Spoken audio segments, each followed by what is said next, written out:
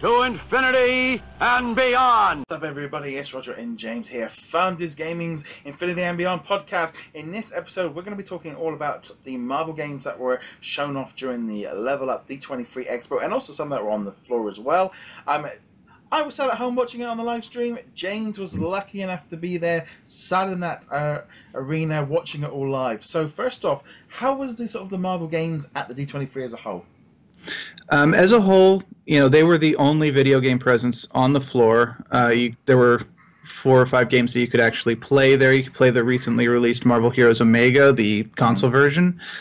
You could play Future Fight, the mobile game. They also had Marvel Puzzle Quest on the floor. And if you showed that you had it installed on your device, they gave you a download code for, I think it was some in-game currency and maybe a special character. I didn't do that. I don't have it installed on my phone, and I didn't feel like using data to download it there. They didn't care if you just installed it right there. They also had the Lego Marvel Superheroes 2 demo, which is the same one they had at E3. They had Marvel vs. Capcom Infinite, which was actually an updated demo, and it had versus mode, so it had more characters in it than the one that we got to try at home. And on a side note, they did also show off Dagger at the Evolution 2017 event, which was taking place in Las Vegas the same weekend. Just throwing that in then. I believe they announced Gamora in that one as well. Some Gamora gameplay as well. I didn't actually see that, but I heard the booth attendant talking about it. So I was like, oh, cool, Gamora. That's cool. Where's Wolverine? But obviously, none of those games, with the exception of Lego Marvel Superheroes, were shown at the actual panel. So. Yeah, they kind of briefly mentioned them again. It felt a little bit like they had very limited time and they had 3 games to try to promote. Right. And they had to get out of the way of Kingdom Hearts, which was the big one. So first off, they had the Spider-Man game, which showed off a new little trailer, which featured some new content, such as a fight with Kingpin. Again, just looks awesome. It looks great. They showed off some concept art too, so we got to see Peter's messy bedroom, as a typical 20-something-year-old. They did obviously specify that Peter is older in this game, older being 23. I did. I was like, oh, he's a veteran. He's older. He's now 23. He's been doing it for 8 years. I'm like, 23. I was hoping, I was thinking, he might be 30s at least. Yeah. I mean, they even. I mean, even Batman in Batman v Superman was like starting to get up there in age, and you're like, and so that's kind of what I was expecting when they said that. I was like, he's 23. I'm like, all right, okay. I mean, I get it. Yeah, obviously he's been fighting since he's a teenager. Then 23, still 8 years, but like, man, you just made half your audience feel really old. It just kind of, obviously after seeing him in Spider-Man Homecoming, it made sense. But I was a little like, oh, I'm glad I wasn't the only one feeling that. Yeah, it was definitely one of those moments you're kind of like, that you might want to work on phrasing that one better. Yeah, but in any event, your audience are going to be over for it. I know. Hell, even half the Kingdom Hearts the Kingdom Hearts audience has been waiting for a Kingdom Hearts game for longer than Peter has been fighting in this game. So, that's not a good thing. So what was the reaction to the Spider-Man trailer there? It was pretty solid. I think most of the audience actually wasn't really aware of the game. Again, most of the audience was there for Kingdom Hearts, so they weren't aware of the Marvel and Star Wars titles, except for Battlefront 2, which is like the biggest thing outside of Kingdom Hearts for Disney. And so I think a lot of people, this was their first real exposure to it, and it sounded like they were suitably impressed by it. Yeah, it does look cool. It looks awesome. I think they should have showed a little bit more gameplay, because they had that whole gameplay demonstration at E3, and you got to see it start to finish, and they didn't have that here. They only had little clips. So you didn't get to see how smooth it's running. You didn't get to see how cool the combat looks. It definitely looked like they literally only had like 2 minutes, 3 minutes. Yeah. They didn't have very much long on that one. No, and it was pretty much your generic behind-the-scenes video. You've got one guy who's talking off this way, and then you've got some artist drawing. Yeah, and the next person's talking this way, and then you've got some artists drawing some or some generic like Spider-Man poses on their tablet and all that. And it's like, all right, I mean, it's cool. We got a couple images. We got some promo pieces. But it was very, it was, they're saving it for San Diego. Yeah, absolutely. I mean, San Diego is a comics convention. Now, the one thing I would have done is to segue into the next bit here is I would have shown the Lego Marvel Superheroes trailer first, because Lego Marvel Superheroes, their announcement for that was, hey, look, we have Spider-Man as well. You already know about Spider-Man 2099. You know about Spider-Gwen. Well, here's Spider-Man Homecoming. Yeah. And here's him beating somebody up. And here's him web swinging. And you're like, cool.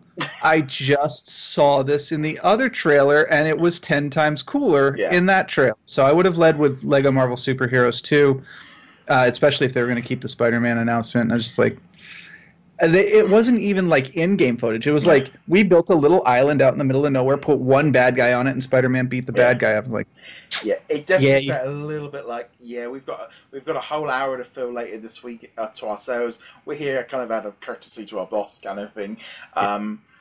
You know, they kind of quickly mention the other console game or their other stuff that's going on, but you know, I felt it was a little bit like Marvel games are so on fire with so much good stuff and so much more content are coming, so many things, but it was a little bit like they knew they were they were in a sandwich, and it wasn't they weren't able to really show off properly.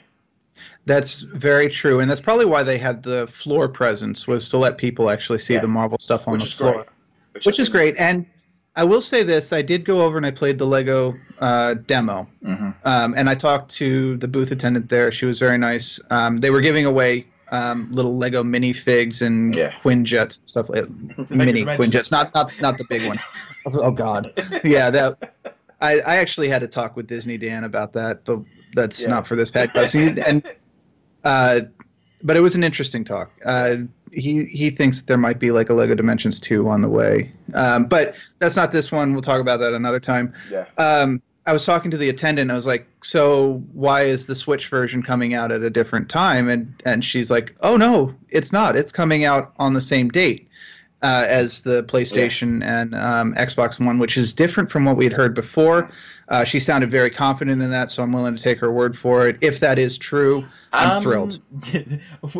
Amazon UK had the Switch version up for release for September at one point, so there's a lot of like stuff going around for that. Right. So I'm not taking it as gospel, but I do have some hope that the Switch version will be out same day. And if that is the case, and if the early, reviews of it say that it runs fine, comparably with the others, that will be the version that I get, straight up. Now, the last thing. So go ahead. I was going to say, the booth definitely looked.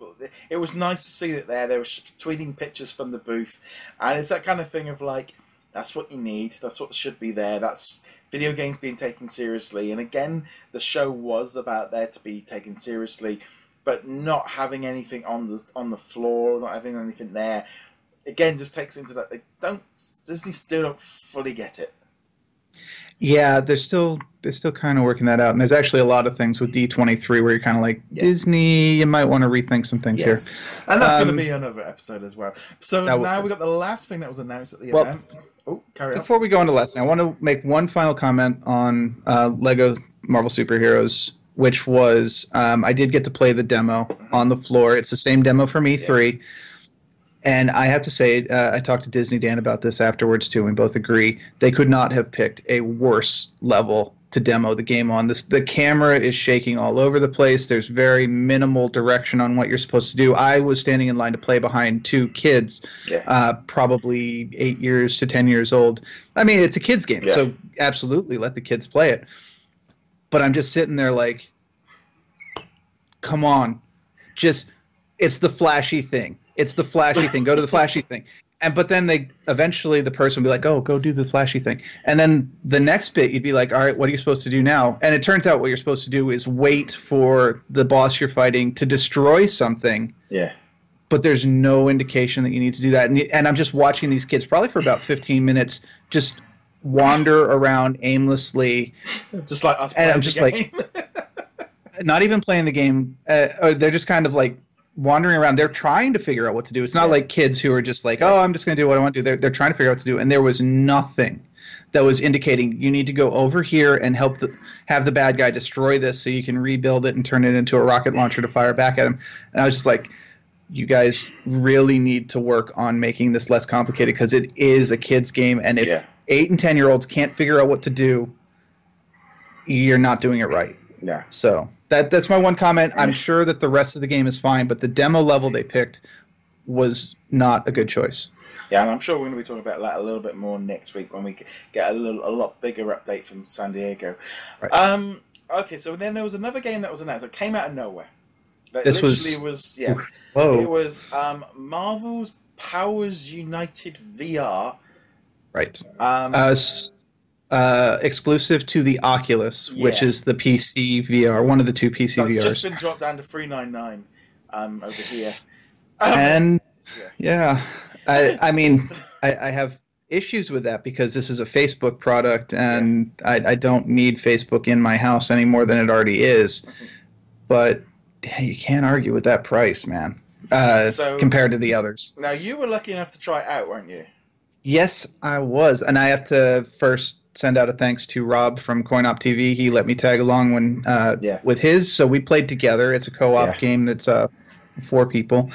This information was embargoed until the 19th, so that obviously you're watching this after the 19th.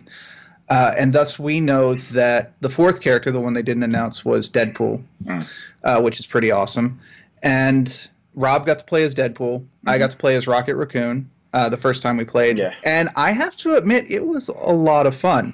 It's not like a first-class AAA thing, but I had Rocket, and in order to draw his guns, you have to grab the grips. You have to hold him down like you've got 2 guns at your side, like an old Western fighter, and you got to pull him out. And then I had a gun on my back, and I had to be like, pull that out. And then I had to pull my other hand up and grip it there. And I did it backwards at first, so I was like, wait. And then, but you know what? I was surprised at how much fun it was. Cool. As long as you're shooting. Yeah. So I want to clarify that the second time we played through, I played as Hulk. Yeah.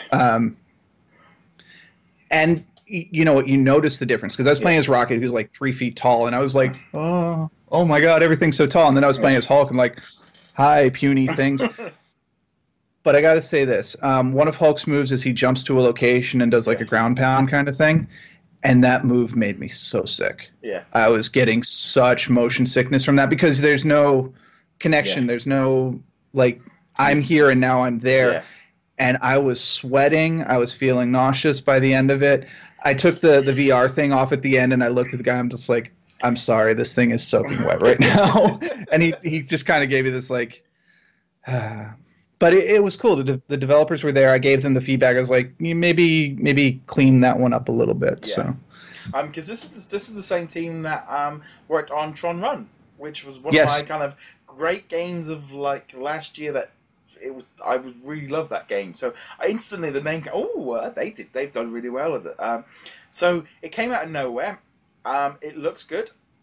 There was this part of me that went Oculus Rift. Well, I'm not going to play it then because it's like my PC can't handle it. Why are you on the Oculus Rift? It's just I just sat there and went, why isn't this on PlayStation VR? This would have made me brought the unit. That would have made me brought PlayStation VR. I would have done it. Oculus Rift is just going to be like it's not mainstream. It's not. It is getting closer. Like you mentioned, there is the price drop. That still makes it like $400 though. Plus, buying a computer powerful enough to run it, which is not a cheap computer. So, yeah, I was a little miffed that it's not on PlayStation VR. I don't think it would have sold a PlayStation VR to me, but it would definitely have been a game that I would have gotten once a system seller came out. Obviously, they said the roster is going to increase a lot. So right now, we've got Rocket Raccoon, Captain Marvel, Hulk, and Deadpool. There's going to be a ton of others. The fact that they have Deadpool suggests that we might get some mutants in there. It'd be a lot of fun to play as Wolverine. They obviously did not confirm or deny if we got Wolverine. The one thing both Rob and I told them, and I'm sure they got feedback from a lot of people, is I want to be able to interact with the other characters. Yeah. Because if you're going to have Hulk. I want to be able to pick up Rocket and throw him at bad guys. Yeah. But I think that would make Rocket. Oh my god, that would make someone so sick. Especially spinning. Well, apparently, and I wish they told us this before the demo. There is like a tunnel vision mode or something that they have included in with the game. I didn't get to try that, but they said that helps with motion sickness quite a bit. Obviously, if you have experience with VR, I guess motion sickness is the number one thing that people have to worry about. So this shouldn't really be anything new. That said, anyone who owns an Oculus, give this game a look. It was a lot more fun than I thought it was going to be. It's my first true VR experience. I have demoed a PSVR, but it was just a Best Buy 20-minute thing. And yeah, it was pretty legitimate. It's not a full game. It's more of like a procedurally generated kind of thing. The levels are static, but the enemies are random. We fought against Ronan. Kicked his butt because they had it in easy mode, obviously. And there's a lot of interactivity. Deadpool ran around. He picked up a plunger from somewhere and was starting beating enemies up with the plunger. I'm not even kidding. It was hilarious. It's good that Deadpool's kind of being... Because they're obviously going, right, okay, he's too popular. Let's just make some money off of this guy. Yeah, and I mean, like I said, the fact that Deadpool's in it means that they're not fighting too much over the Fox contract. So maybe we'll get some X-Men in there. I would love... And I did tell them this. I'm like, give us Colossus, give us Wolverine. We need the fastball special. I will make my friends throw up so hard with the fastball special. The biggest complaint, and you already mentioned this, is the fact that it's exclusive to the Rift. To the Rift. This really does need to be able to play on the Vive for the people who have a Vive who spent way too much money on the VR, and it does need to be on the PlayStation VR. This is this is one of those games that I think will actually get attention to the VR scape, and I think they really need to go wide with it, get as many people involved with it as possible. Yeah, I mean, part of me was like, is it like a timed exclusive? Is it like Batman's one where that was exclusive for a bit to PlayStation before? But then it's like, no, this is actually being built with Oculus, so therefore, the trouble is it feels to me like the biggest problem with VR is these different companies all doing these different headsets. There's no VR needs like a single like carrier to kind of push it at the minute to get it mainstream, because it's a bit iffy and it's too expensive just to like take the wrong gamble. We're very much in it's very much like Blu-ray and HD DVD kind of thing of and it's a lot of money. I would have. It's a lot of money. Yeah, I would have been on it with PlayStation VR.